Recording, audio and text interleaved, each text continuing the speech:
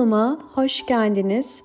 Bugün sizlere orkidelerin birden fazla çiçek dalı çıkarabilmesi için yapmamız gereken bir önemli püf noktayı göstereceğim.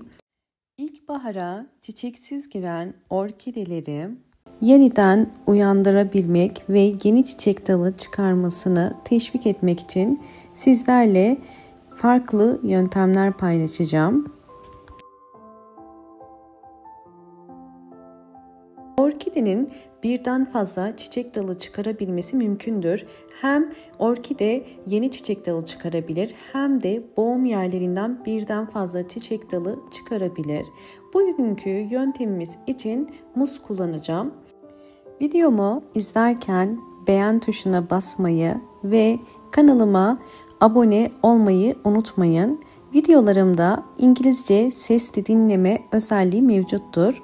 Ayarlar butonuna giderek bunu ayarlayabilirsiniz. Şimdi muzları kabuklarını ince dilimlere doğruyorum.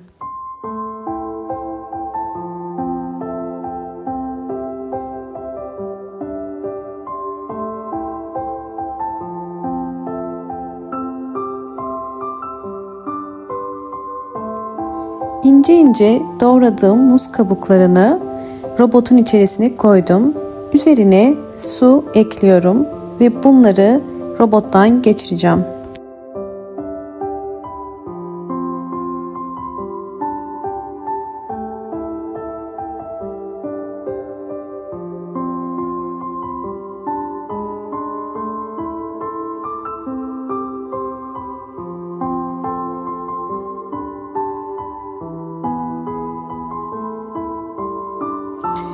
Püre haline getirdiğim muz kabuklarını posasından ayırmak için bir süzgeçte süzüyorum.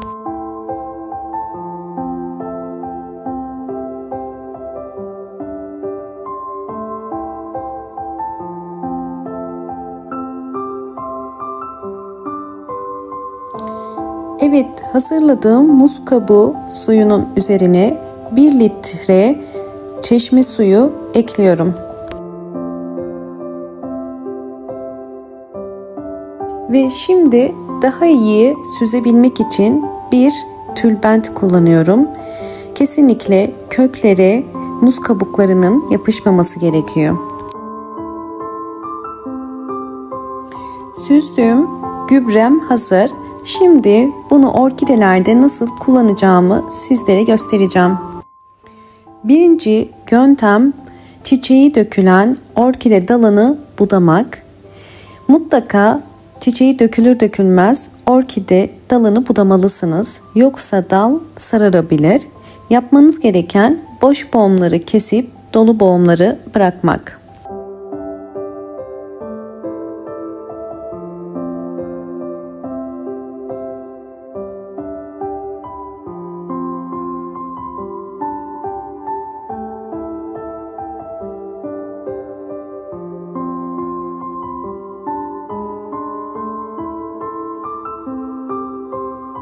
Bakın diğer kestiğim dal kurumaya başladı. Daha önce kesmiştim. Ve bu uçta zamanla bu şekilde kuruyacak sadece üst kısmı. Ve yeşil bomgelerinden yeniden çiçek dalı çıkarmasını teşvik edeceğiz.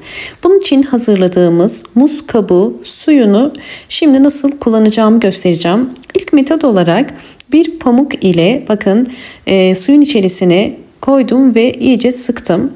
Burada orkidenin boğum yerlerinden yeniden çiçek dalı çıkarabilmesi için boğum yerlerini nemli tutmamız gerekiyor. Ve boğum yerlerini ıslak bir sünger ile bu şekilde sarıp bunu bir gece bekletebilirsiniz. Fakat bunu uzun süre bekletmeyin. Bunu haftada bir kere yapabilirsiniz.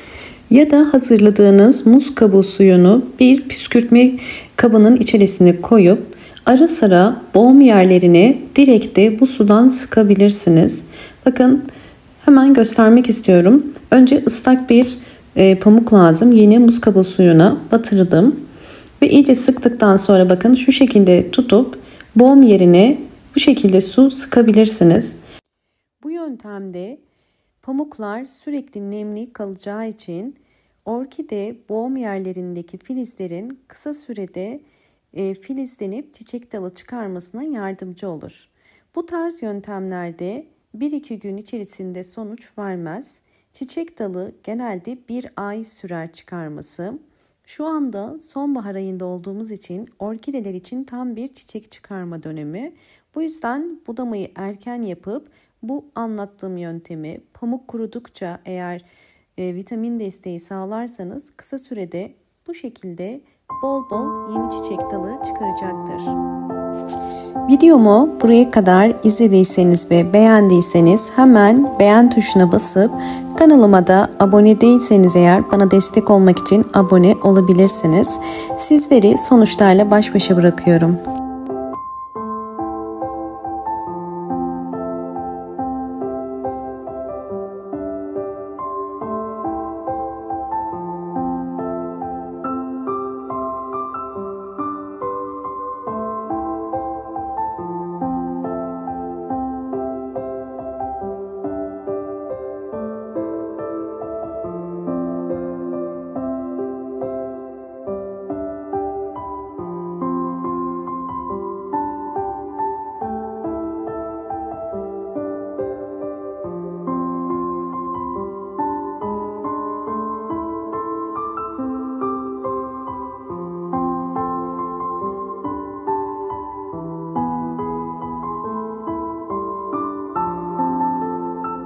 İkinci yöntem ise orkidelerinizin kökten muz kabuğu suyu ile sulama. Bunun için köklerinin beyaz olmuş olması gerekiyor. Yani suya ihtiyacının olduğunu gösteriyor. Her bir saksı için 5 ya da 8 yemek kaşığı kadar muz kabuğu suyundan veriyoruz. Bakın daha fazla değil. Bu suyu akşama kadar zaten çekecektir. Muz kabuğu suyu özellikle orkidelerinizin uçtan uzamasına yardımcı olur. Bakın bu boğum yerleri boş, yani çiçekler dökülmüş. Fakat orkidem boş boğum yerleri, yani çiçeklerini dökmeye başladığı halde uçtan uzamaya devam ediyor. Bu vermiş olduğumuz sıvı bitki besinleri sayesinde oluyor. Özellikle muz kabuğu suyu orkidelerin bu şekilde uçtan sürekli uzamasına da yardımcı olur ve yeni boğumlar çıkarmasını teşvik eder.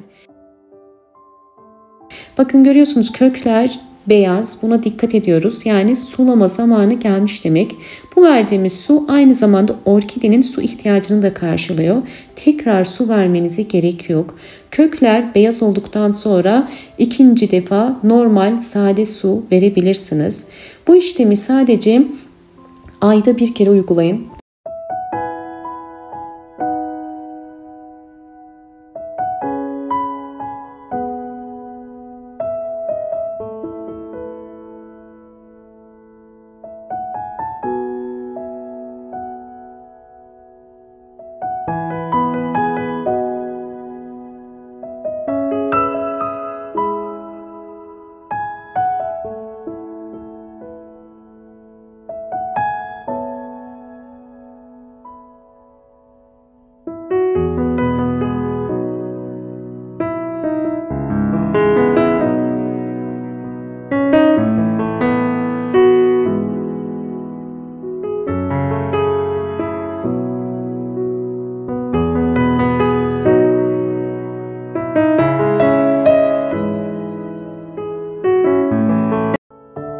Sizlerle orkidelerimin gelişimlerini paylaştım. Şimdi diğer bir bölümle sizleri baş başa bırakıyorum.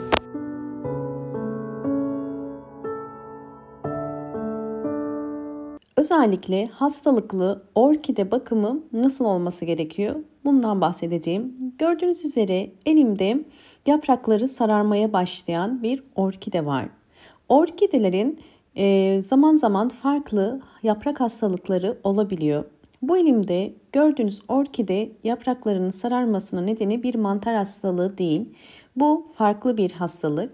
Farklı bir hastalık olduğunu orkidenin yapraklarına bakarak anlayabiliyoruz. Özellikle yaprakların uçtan sararmaya başlaması ve üzerinde küçük bakın bu şekilde koyu lekelerin olup ve sonra bu lekelerin hızlı bir şekilde yaprakları tamamıyla çevirmesi bu orkidenizde bir hastalık olduğunu gösteriyor. Bakın kökleri gördüğünüz üzere sağlıklı. Bu hastalık sadece yapraklarda olan bir hastalık. Orkideyi bu hastalıktan kurtarmak için bugün toz zerdeçal kullanıyorum.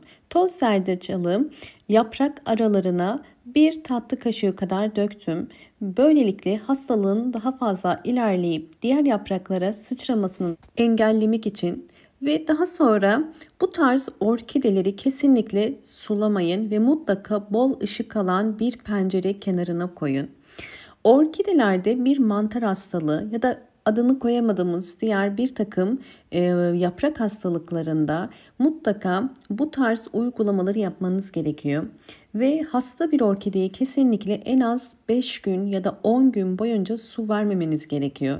Çünkü su hastalığın çok hızlı ilerlemesine ve daha çabuk yaprakların sararıp dökülmesine ya da köklerin çürümesine sebep olur. Hastalıklı orkidelerde birinci püf nokta orkideyi 10 gün boyunca sulamadan bir pencere kenarında bekletmek ve kendi kendine tedavi edilmesini sağlamak. Evet, şimdi sizlere özellikle toz zerdeçalı nasıl kullanabileceğimizi göstereceğim. Ben 1 tatlı kaşığı kadar toz zerdeçalı bir bardağın içerisine koyacağım ve özellikle içerisindeki vitaminlerin ve maddelerin ortaya çıkabilmesi için kaynar su döküyorum.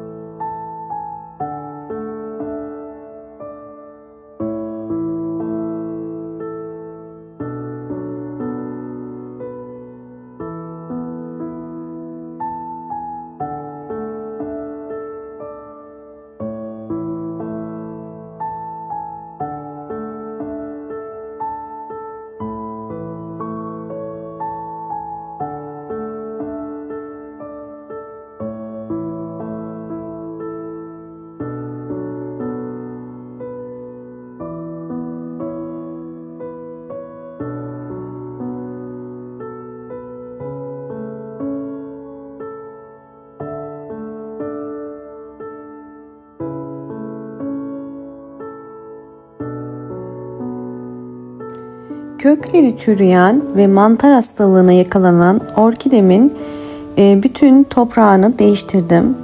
İçinde sünger var. Bu nedenden dolayı da fazla su çekmiş ve çürümüş bir orkide.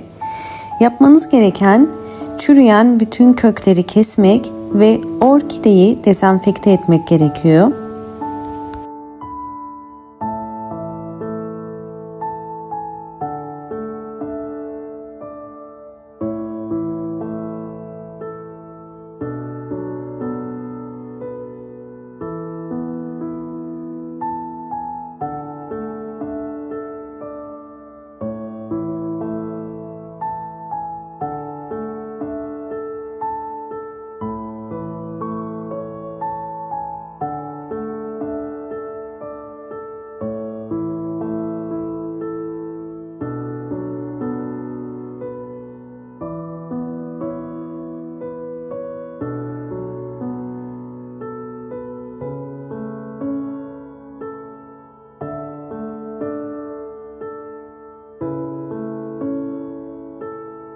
Zerdeçallı suyumuz soğudu. Soğuduktan sonra artık bunu kullanabilirsiniz. Bakın gördüğünüz üzere tortusu altta birikti ve suyu üstte. Biz sadece suyunu kullanacağız. Ben 1 litre suyun içerisine zerdeçallı suyu döküyorum. Bunu dökerken dikkat etmeniz gereken kesinlikle tortusu suyun içerisine girmemesi gerekiyor. Bakın altta kaldı. Bunu daha sonra tekrar başka şeyler için de kullanabilirsiniz. Geriye kalan suyunu ise sizlere nasıl bitkilerde kullanacağımızı göstereceğim. Bakın biraz önce gösterdiğim hastalığın gördüğünüz üzere bu yaprakta da başladığını görüyoruz. Böyle bir durumda hastalıklı olan kısmı sadece kesmenizi tavsiye ederim. Eğer kesmezsek bu yaprakta hızlı bir şekilde sararacaktır. Bakın yaprak altından da ve üstünden de kahverengi lekeleriyle bu enfeksiyonun devam ettiğini gösteriyor. Daha sonra kestiğiniz yere toz zerdeçalı süreceğiz. Bu sayede bu bölgede devam edebilecek bir takım yine yaprak hastalığını antioksidan özelliği sayesinde durdurup burayı enfekte edecek ve hastalığın ilerlemesini durduracak. Sizler de orkidelerinizde bu tarz hastalıklarda zerdeçal kullanabilirsiniz. Evet, bu kadar yeterli. Bakın gördüğünüz üzere sürdüm ve şimdi orkidemize özellikle köklerinde de bu enfeksiyonun devam etmemesi için bu karışımı veriyorum. Bu karışımı sadece hastalıklı orkidelerde kullanabilirsiniz. Bunu normalde gübre olarak orkidelerinize vermeyin. Orkide hastalıklarında tedavi sürecinin hızlanması için kullanıyoruz. Yani bunu ayda bir kere vermiyoruz. Bunu da belirtmek istiyorum.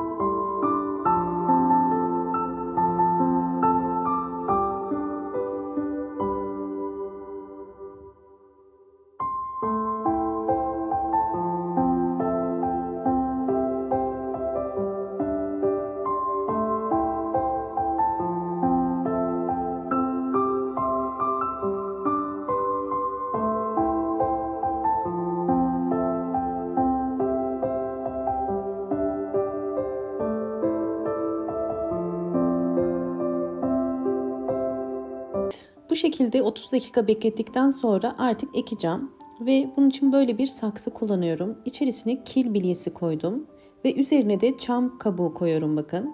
Hemen 30 dakika beklettim. Orkidemi içerisinden çıkardım ve şimdi artık ekim için hazır yeni saksısına ekiyorum. Ekim yaparken ben içerisine yosun da koyuyorum. Yosun daha hızlı kök çıkarmasına yardımcı oluyor ve üzerine tekrar çam kabuğu ile bu şekilde doldurabilirsiniz. Videomu eğer buraya kadar izlediyseniz ve beğendiyseniz hemen beğen tuşuna basıp kanalıma da abone değilseniz eğer bana destek olmak için abone olabilirsiniz. Bakın ekim yaparken özellikle köklerin dışarıdan gözükmesine dikkat ettim. Çünkü sulama zamanını köklere bakarak yapıyoruz. Evet, bu anlattığım püf noktalara dikkat ederseniz orkidelerinizin bakın kökleri bu şekilde sağlıklı ve güçlü olur. Bol bol yeni kökler çıkarmaya başlar ve hava kökleri gördüğünüz üzere bakın gayet aktif ve sağlıklı. Yaprakları da şu anda artık sağlıklı.